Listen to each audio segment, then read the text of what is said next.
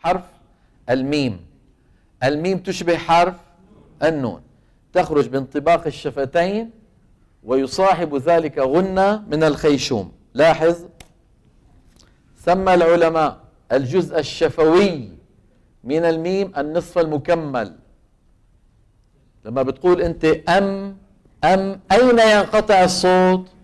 خلف الشفتين. لاحظ، شوف السهم الاحمر فين انتهى؟ وين انتهى؟ عند الشفتين. وبدايته من فين؟ من الوترين. اذا هذا النصف الايش؟ المكمل. انظر الى اللوحة، انظر الى اللوحة لو سمحت. وسموا الجزء الخيشومي النصف المكمل. لماذا سموه مكمل؟ لانه يكمل النصف الفموي. تمام؟ نعم.